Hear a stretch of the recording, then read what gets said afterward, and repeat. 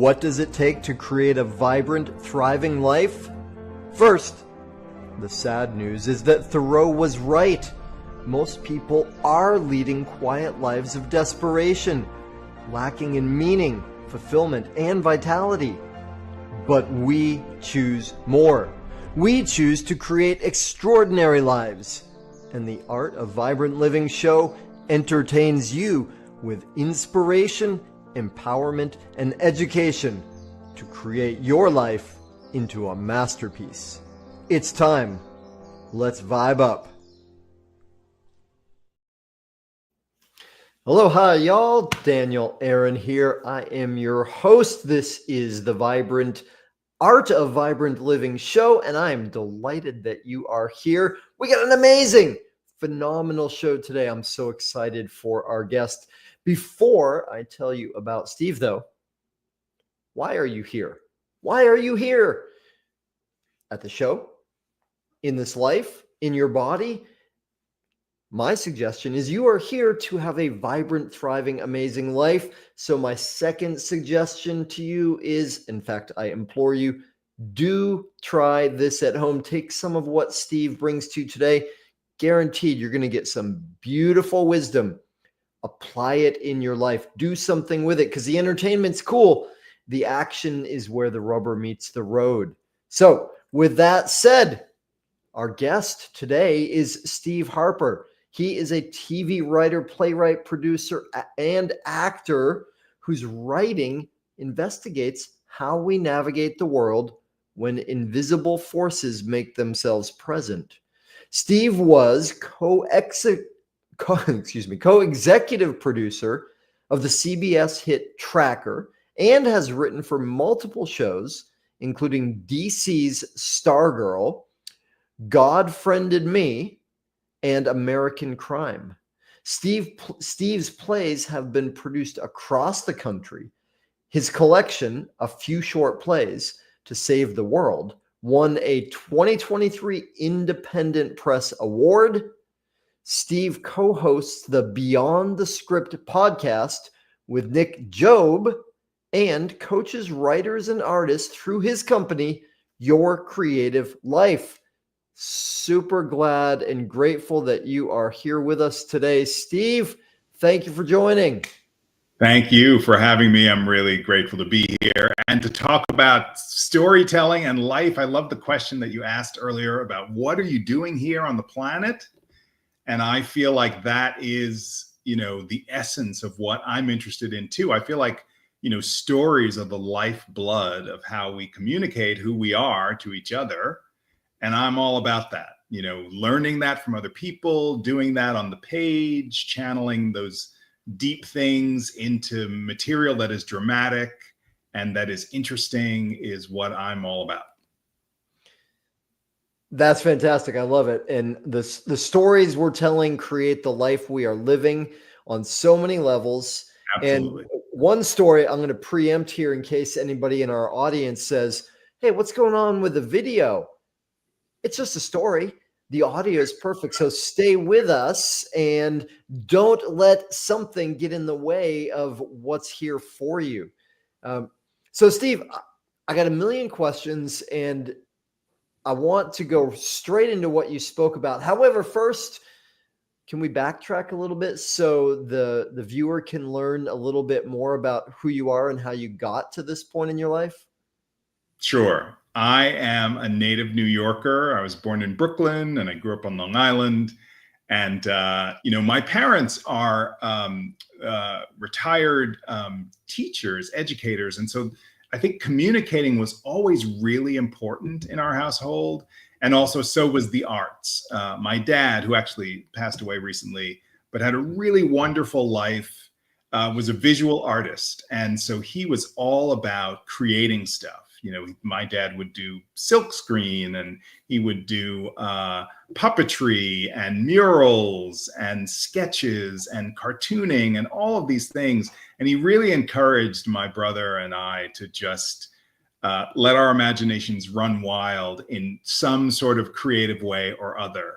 And so I really got the bug to do that. I used to write my own short stories and draw my own comic books and write my own comic books. my brother and I pretended to have our own TV show where we would, stand in front of the fireplace and pretend to interview people and, do sketches and all sorts of crazy things.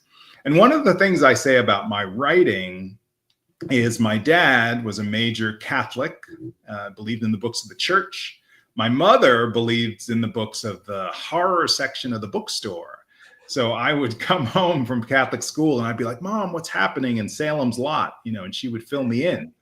So consequently, I write about what I call the invisible things. And sometimes that involves literally ghosts or spirits. Sometimes it involves things that people aren't talking about, like race or sexuality or politics or religion.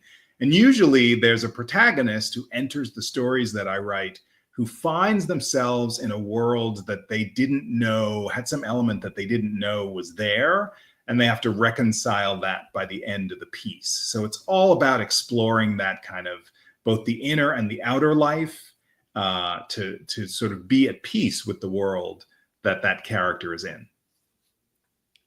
That's great. I love that.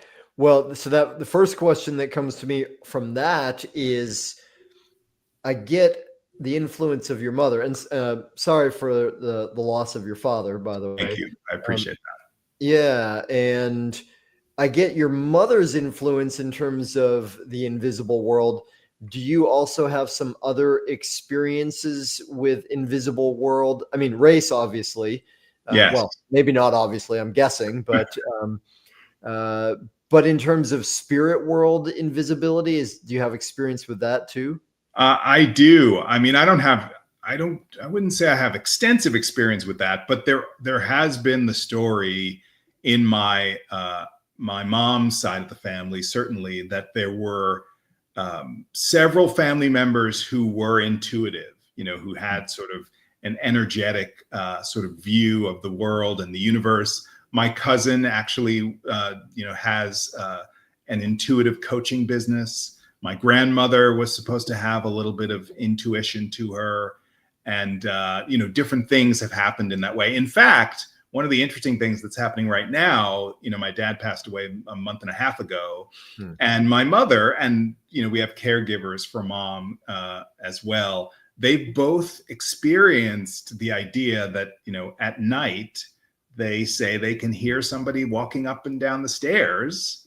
That my dad perhaps has not left the house. He's there. I don't know why he's there, but so that's another one of those spaces where, and my mother is both, is both curious and I think on some level comforted by that.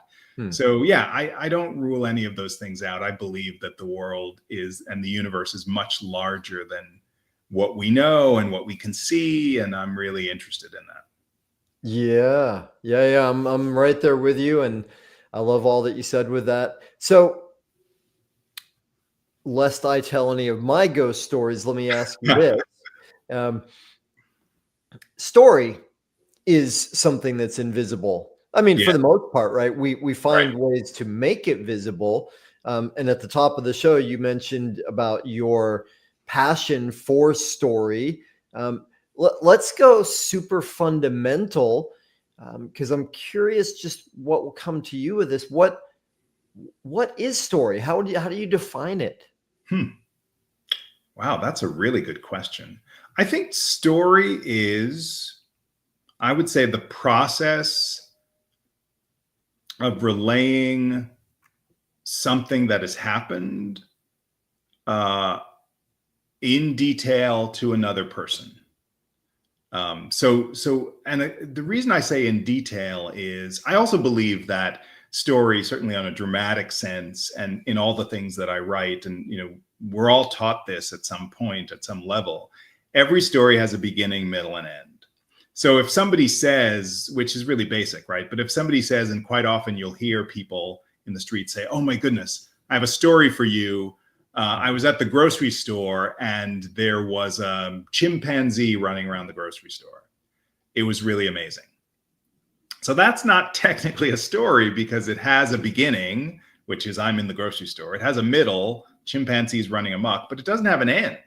There's no conclusion. There's no, I always find myself when somebody tells that sort of 2/3 of a story, well, what happened? What was the upshot? So I feel like, true story not only relays an event, but does it with a beginning, middle, and end. And usually, there's some lesson often, not necessarily in the kind of, finger wagging sense. But I do think that I tend to learn about other people by watching stories, by going to movies, by watching plays, by talking to somebody about their lives. And I feel like that's an essential part of story, is that there's something I can take away at the end of the day. Yeah, beautiful. I'm right there with you. Oh, goody, this is such an exciting conversation. Thank you. So you said, if I heard you right, it's the conveying of something that happened. Right? Yes. Right. And so that implies the past coming into the present in some way. Is there another way that story relates to time? I'm like completely spitballing here and going on a tangent in a sense, though. I certainly think we can tell stories about the future, about what we think is going to happen or what we project is going to happen. So I think stories can go forward, but I still think they have to have a beginning, middle, and end, in terms of, we start in some stasis or some status quo, and then there's usually some disruption. And then there's the other side of the disruption. So how do these characters survive, or how do these characters sort of extend their sort of viability or their ideas or their identity into this new world, whatever the new world is. Which actually makes me think, one of the unique things, and one of the things I find so fun about writing for television, is that we in TV are required to design our stories so that they continue, so that you get to the end of an episode and there's got to be more story to tell.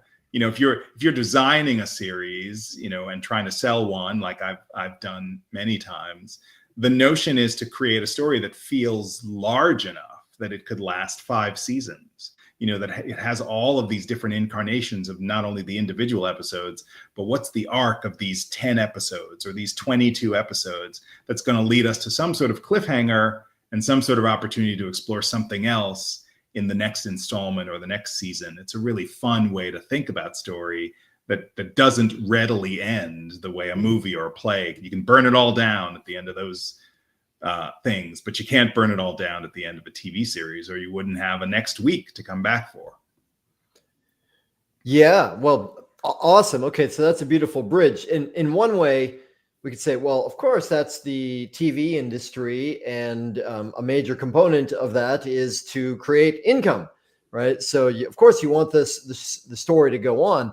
However, I'm really interested in, and I'm guessing that this is an area that you have thought about and experimented with, the bridge between story and say art and life and growth and vibrant living, right?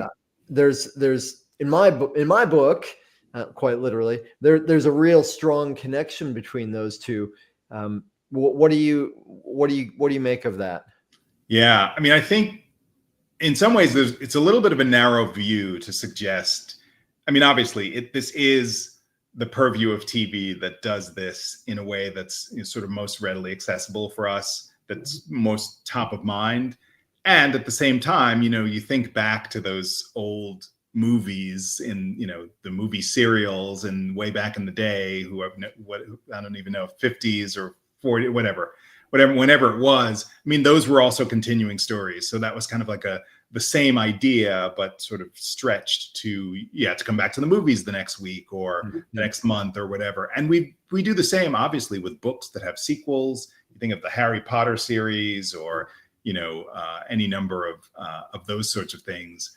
And I think one of the things that becomes useful about that, at least for me, that I found over the decades, is that understanding and having absorbed stories that don't fully end allows me to look at my life in a way that's a little bit more flexible. I can say, okay, well, this is literally just a chapter of my life. Like this thing that's good, or this thing that's bad, or, this thing that involves mourning or emotion or difficulty or challenge is only one segment of hopefully a longer story, and that I can survive through this chapter, this section, this season, and make my way to another season that's going to be fundamentally different. And I get to have the experience of that, and lean into that without being afraid of it.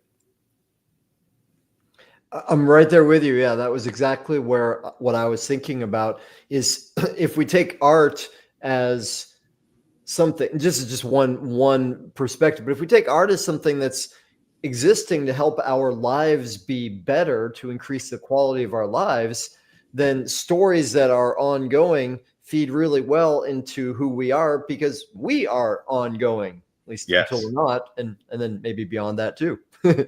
Yeah. So it also seems to speak to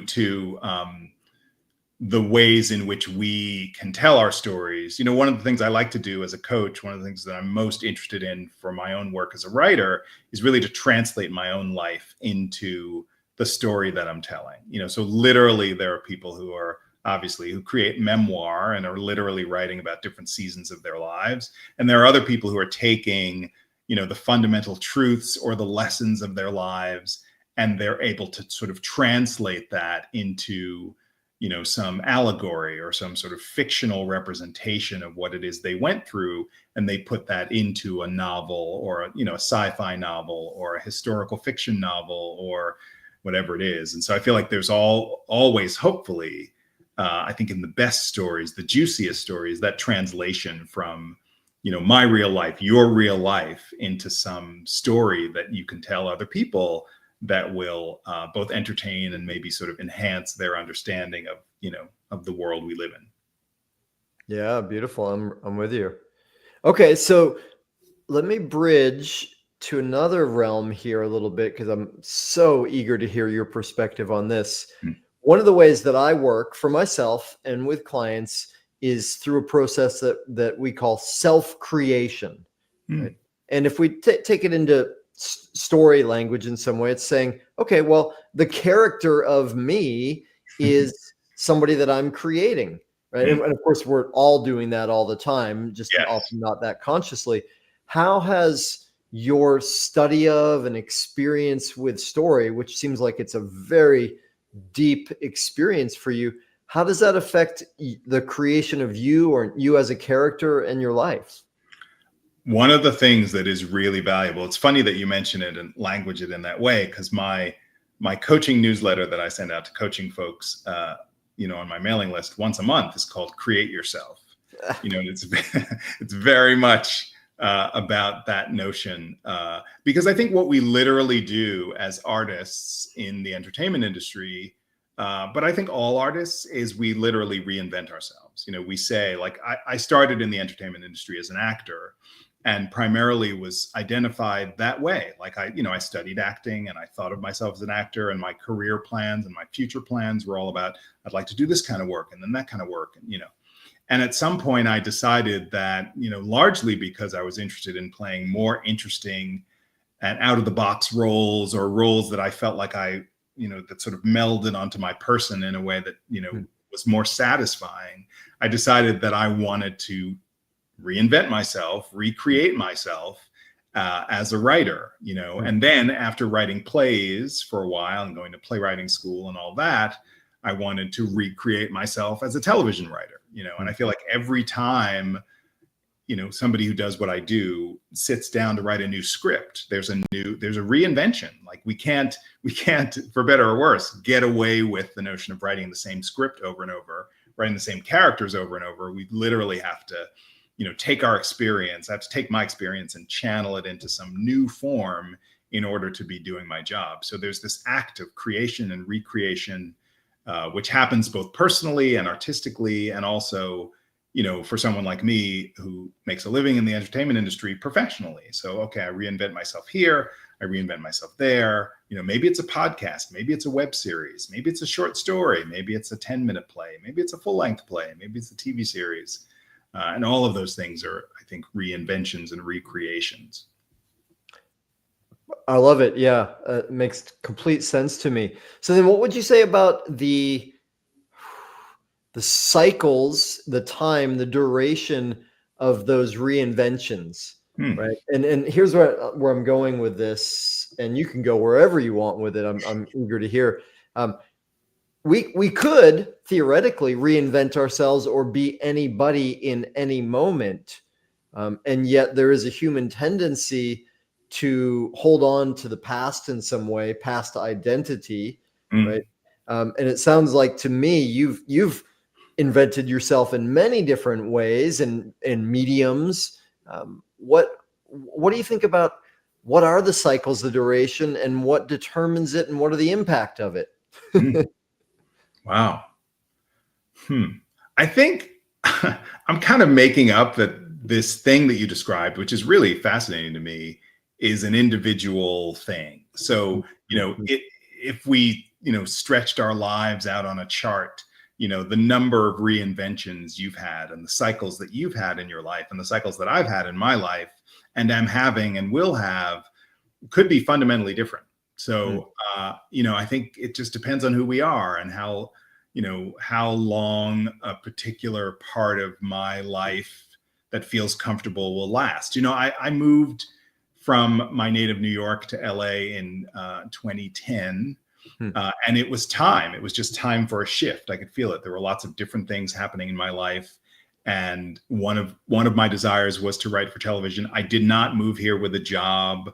I had an agent and I had a manager, but I didn't have a TV job. And I thought, I'm going to take a chance. There had been another death in my family and I'd been given some money, and I thought, okay, this is the cycle where I go and I just, use that money to get an apartment and see what my life can be like and hang out with my friends. I knew a lot of people here when I moved. So I don't know. And how long does that cycle last? How long does the TV writing cycle last? How long does the, who knows? But I think I think one of the valuable things is knowing that, being able to articulate it the way you did, being able to think about it in terms of chapters. I feel like I'm willing to be flexible and say, okay, well, maybe what else is there that I can invent, reinvent, lean into? And I think in that way, change becomes less scary because I'm willing to understand that it's part of the process of life. Yeah, beautiful. I'm with you. There's a quotation that gets bandied around, maybe came from Lao Tzu, maybe Lao Tzu was a person, and it goes something like this, that when we let go of who we are, we can become who we are meant to be. And so I'm curious for you, Steve, when you work with people, helping them to understand, develop, tell their stories, write their stories, what's involved with that? Yeah, that's a great question. I was working with a client earlier today who has, I think a lot of people I work with come to me. Well, they come to me in all sort of different moments in their artistic process. But this particular client came to me with a story already.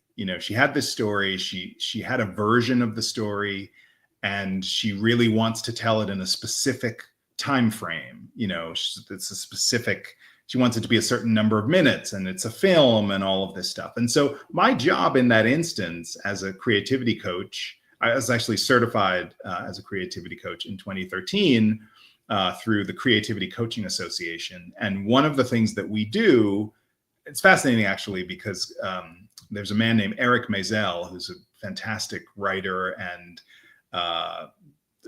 therapist, PhD, and he coined the term creativity coaching. He wrote a book called Coaching the Artist Within, which I highly recommend, because the goal of all coaching really is to become a good self-coach, which he talks about in that book. And he was one of my teachers at the Creativity Coaching Association.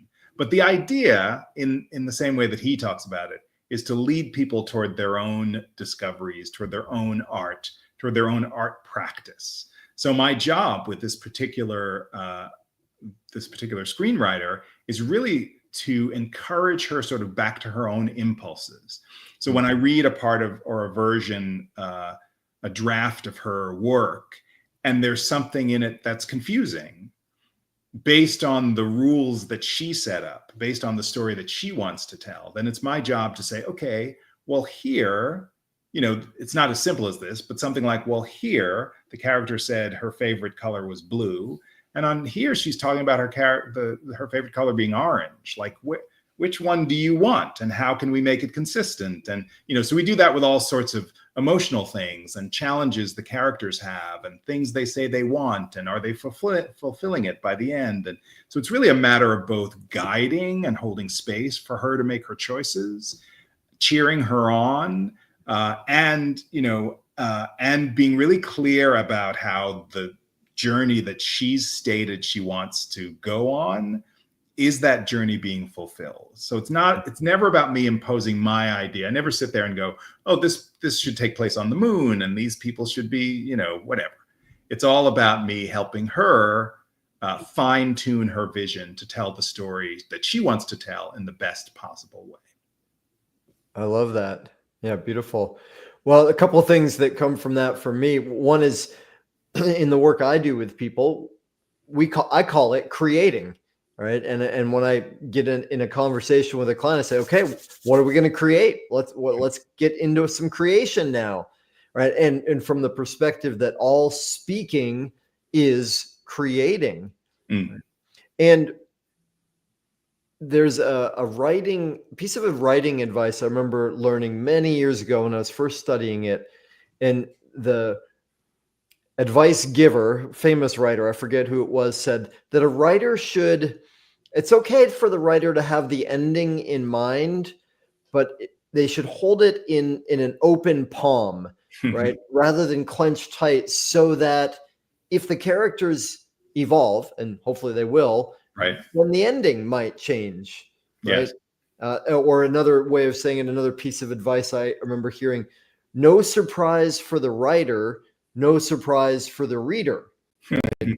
or the writer and the viewer. Yeah. So as you were speaking about the woman that you were working with, the curiosity that came to me is, how much do people change in the process and in their work with you? Does that make sense? It makes a lot of sense. So I think I've seen a lot of change with my clients in terms of, there's change on the page and there's change in the person. And I want to talk about both of those things because I see them both happening. The change in the person, I also recently finished up with another client who's a filmmaker, and his process was really about, I would say, developing a sense of what his practice is. What is his artistic practice? What are his tools? What things can he embrace that allow him to be more confident in both writing his films and also directing his films, and working with other folks, other producers or costume people or sound people and musicians and people creating soundtracks. And we talked a lot about how he can create and own and hold on to a series of practices that he can do no matter who he's working with, or even if he's not working. What are the things that he wants to do sort of every day or every week to kind of create this momentum? So I feel like a lot of my clients develop a sort of system of how they come to the world as an artist. And that's one thing that happens almost organically, but also we'll talk specifically about it. The other thing that happens on the page, and I find this really fascinating, and I'm really glad you brought it up. In the playwriting world, quite often what I've done and what I've seen other playwrights do is you start out with a premise, you might have a very, very rudimentary outline, and then you just go. You follow the lead character and you see where he or she or they go, and you just sort of explore it. The play kind of finds itself. You take the time. Sometimes it takes months or years to even do this in a good way. So that's one process. In the world of TV, which is more sort of corporate and more of an assembly line kind of process, we outline everything really specifically. So even as a group in a writer's room, we will know what the elements are. We'll know generally where we're going, and then we'll map it out. And we will create an outline that literally is like a narrative, a short story version, if you will, of each scene. And we know where it's going and all this stuff. So that's a very different kind of process. But what's fascinating, and this is the thing that I loved hearing you say, is that even with something that's that prescriptive, most showrunners, I think the good ones, allow the writers to get to a place in the script and recognize, oh, this doesn't really work anymore, or this isn't really where the story is going, or this, this thing that we talked about in the writer's room that we were really married to kind of needs to change. And with permission, we change it. We're like, no, this choice, this person's going to go left rather than right. These people are going to, it's probably not so big as to sort of blow up a relationship and get a divorce in the middle of, because you do have to sort of figure out which actors you're serving and which storylines you're serving. But we can make changes and shift things and have things move around based on the impulses that are happening within the characters, within the writer. And that's all welcomed, I think, in the best writer's room circumstance. Yeah. Well, good. I don't like to use the word should too often, but it should be, right? It should be welcome there, because at least theoretically, what you're doing is creating art, and the more real it is and true to life, the more it's going to land with people and have a positive impact. Yes, hopefully. Yeah. Okay. So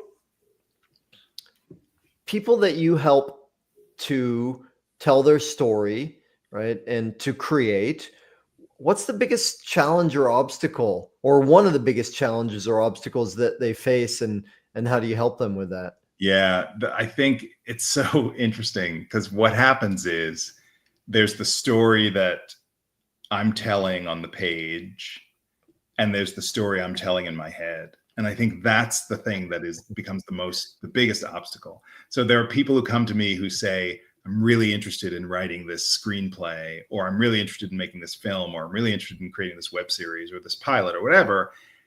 And then there's another story in their head that's like, I can't really do it. I'm not really smart enough. I'm not really good enough. I'm not really worthy. I don't have enough connections. This is never going to work. I can't really, And so quite often what we do in coaching is we manage our way, we work our way through both things. We're both, there's both a piece of material that we're exploring, and there's the belief. We talk a lot about things like meditation or affirmations, or, which go hand in hand with practice. I have a YouTube video on my YouTube page, which there are over 150 videos up there. One of them talks about a writing practice of 2 minutes a day, which obviously isn't a lot, but it's something. It's regular, it's specific, it's clear. It's kind of a gift to your writer self to show up, in a regular, organized fashion as best you can. Like, nobody's perfect, but so many writers come to me, and I think we do this all the time. There are two things we do that are really big and really potentially detrimental. One is we compare our first drafts to somebody famous's complete draft, right?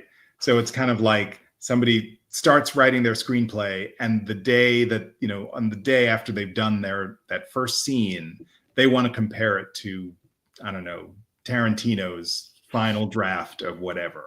And then they feel like, I can't do this. I'm not good. Nobody knows how long it took any writer anywhere to get to that final draft. And yet, constantly writers are comparing themselves to that. The other thing people are doing is they're comparing their practice to a famous person's practice. So if we believe, or if we know that Hemingway spent 6 hours a day writing, I don't know what the stats are on what he did, people say, I should be doing that. And if I'm not doing 6 hours like Hemingway, I'm not a writer. I can't even think of myself as a writer, because writers do X and I'm not doing X. And so those are some of the things that I really encourage writers to kind of work through. You get to be yourself in the way that you show up. And it's really about having a relationship with what's on the page that is not necessarily fixed. I'll sort of wrap this up with one of the analogies I love to use is, I like to think of writing like eating. So some days I eat on the run. It's 5 minutes here, it's 20 minutes here, it's 15 minutes here, it's 2 minutes here, right? Other days, like say Thanksgiving, I'll be sitting at the table for hours, and hours will go by, and I'll nosh here, and it's all fine. I almost never punish myself or complain about, I'm not spending enough time eating. Like, I rarely hear people say that. But people often say, I'm not spending enough time writing. I'm kind of like, there's no need to beat up on yourself. why don't you allow yourself to be you, but continue to be in relationship to the writing? Yeah, that's beautiful. I love that. And, a whole bunch of thoughts came to me as you were speaking about that. One, I think of like the whole be a professional, not waiting for the muse aspect of writing, right? Yes. Or the Stephen Pressfield, turn pro, do the work, overcome the resistance. There's power to that.